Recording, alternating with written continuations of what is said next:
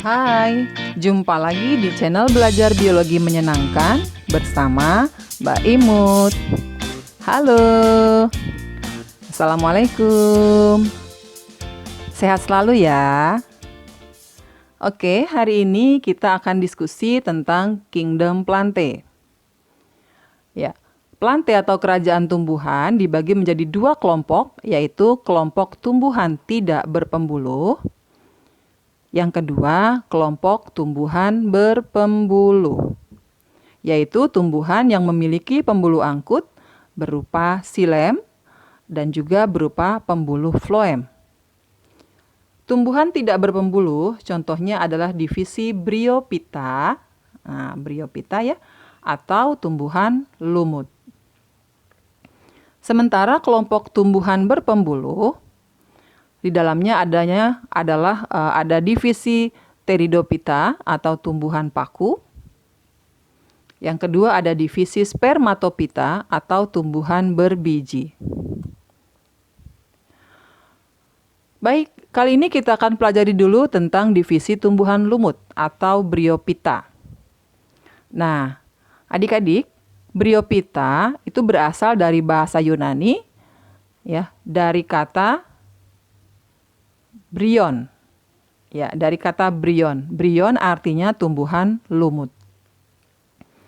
Nah, berikut yuk kita pelajari dulu ciri-ciri dari tumbuhan lumut ya. Apa saja ciri-cirinya? Yang pertama, lumut memiliki klorofil A dan B, warnanya hijau bukan? Nah, karena punya klorofil, maka lumut bisa melakukan proses fotosintesis. Jadi dia mampu membuat makanan sendiri. Ini dikenal dengan istilah autotrof. Yang kedua, ukurannya.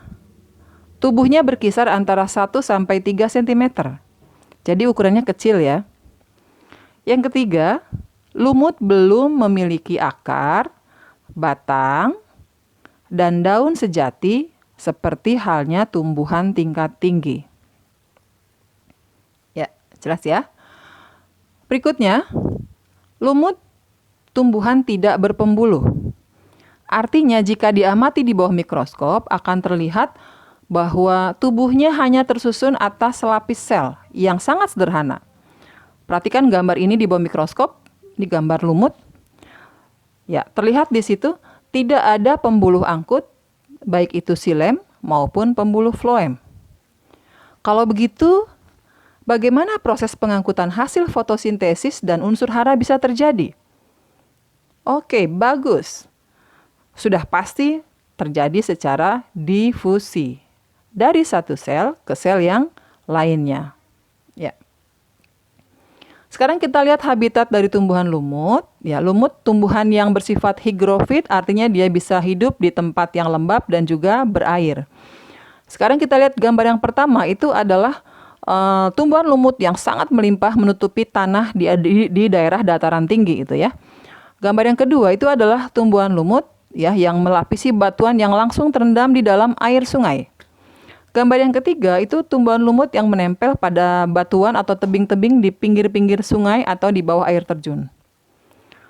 Berikutnya, ini adalah gambar tumbuhan lumut yang menempel pada tumbuhan atau pohon-pohon yang masih hidup.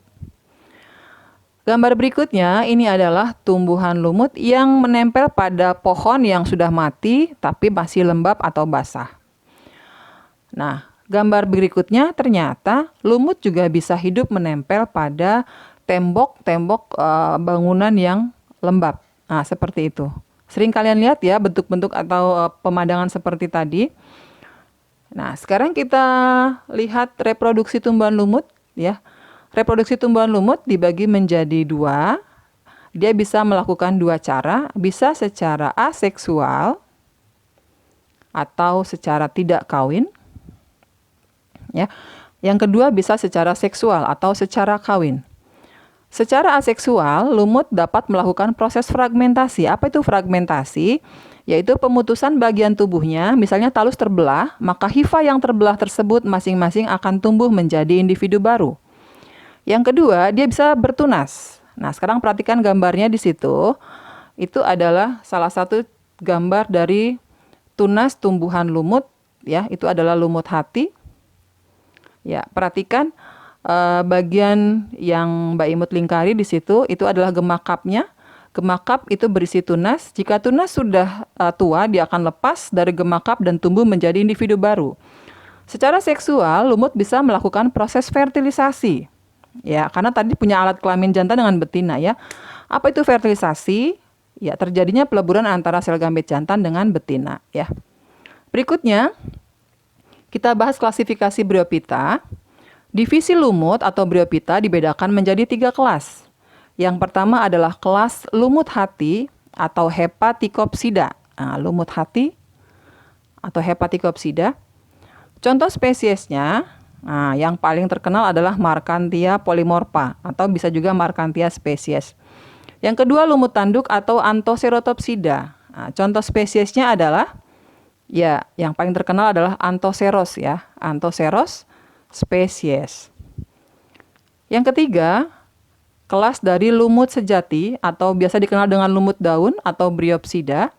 Contoh spesiesnya adalah Polytrichum spesies dengan Sphagnum spesies. Nah, adik-adik, agar lebih jelas lagi, nah, sekarang kita pelajari saja kelasnya yang tiap-tiap kelasnya lebih detail lagi ya, oke? Ya, kita pelajari dulu kelas dari lumut hati atau Hepaticopsida. Hepaticopsida, ya ini adalah lumut hati. Kira-kira mengapa disebut dengan lumut hati ya? Alasannya apa ya? Sekarang kita cek saja bentuknya. Nah, ini adalah bentuk dari talus dari lumut hati. Ya, dia langsung menempel di atas permukaan tanah. Itu bagian yang Mbak Imut lingkari itu adalah satu talus yang ujungnya terbelah 2. Nah, kalau kita samakan bentuknya sama nggak seperti hati tuh? Sama ya. Seperti itu. Makanya dia disebut dengan lumut hati. Ini adalah ciri khas dari lumut hati. Talusnya selalu terbelah 2, ujungnya membentuk hati. Nah, kita lihat tuh permukaan atas lumut hati. Ternyata bagian talusnya adalah licin ya. Oke, sementara kalau kita balik, bagian bawahnya ada bentukan seperti serabut-serabut ya, seperti kapas di situ. Fungsinya sama untuk menyerap unsur hara atau air. Itu namanya rhizoid. Ya. Lanjut. Nah, lumut hati atau Hepaticopsida itu bersifat heterotalus. Nah, apa itu heterotalus ya? Heterotalus, ya, artinya letak organ kelamin jantan yang disebut anteredium dengan organ kelamin betina yang disebut archegonium itu berada pada talus yang berbeda. Perhatikan gambar di situ, itu adalah gambar sekelompok lumut hati dengan sudah memiliki alat kelamin ya, yang jantan dengan yang betina. Kalau kita pisahkan ini gambar yang talus atau gametofit yang betina dulu. Ada bagian rhizoidnya seperti akar, ada gemakapnya atau kuncupnya, ada archegoniofor. Nah, archegoniofor ini adalah tangkai yang mendukung archegonium. Sekarang kalau archegoniumnya itu bagiannya kita sayat secara membujur, nah akan kelihatan tuh. Archegoniumnya lebih jelas lagi di situ. Ya, itu gambar yang ditunjuk adalah archegonium. Yang tentunya isinya di dalamnya adalah ada sel telur atau ovum. Berikutnya sekarang kita lihat gambar dari talus yang jantan atau gametofit jantan karena ada archegoniumnya. Bagian-bagian lain sama, di situ ada rhizoidnya, pada talus ada rhizoid, ada gemakapnya gitu ya. Nah, di sini tangkainya yang berbeda. Namanya anteridiofor. Kalau tadi archegoniofor. Anteridiofor adalah tangkai yang mendukung anteridium. Jadi anteridiofor, tangkai yang mendukung anteridium. Kalau kita sayat secara membujur seperti ini, bagian dalamnya akan terlihat juga sangat jelas. Di situ ada anteridiumnya. Alat kelamin jantannya. Isinya apa? Sel-sel sperma ya. Oke. Nah, ini sekarang Mbak Imut kasih tahu contoh dari spesies lumut hati ya. Ada beberapa di sini. Contoh yang pertama adalah Haplometrium spesies. Ya. Nah, gambar yang kedua ini sangat familiar ya. Ini adalah nama spesiesnya Markhanthia polymorpha.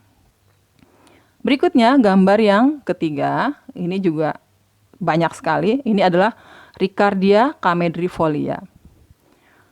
Spesies yang lain dari lumut hati di sini Ini juga sangat banyak jumlahnya. Ini adalah Monoclea frosteri. Selanjutnya, ini ciri khasnya ya, ukurannya kecil-kecil dia. Ini adalah Riccia spesies. Nah, adik-adik itu tadi contoh dari beberapa spesies lumut hati. Untuk metagenesisnya atau pergiliran keturunannya akan kita bahas pada pertemuan berikutnya. Sekaligus Mbak Imut akan membahas tentang dua kelas yang lain, yaitu kelas dari lumut tanduk dengan lumut sejati atau lumut daun. Semangat ya belajar terus. Semoga selalu sehat dan kita akan jumpa lagi di sesi berikutnya di channel Belajar Biologi Menyenangkan bersama Mbak Imut. Oke, Assalamualaikum.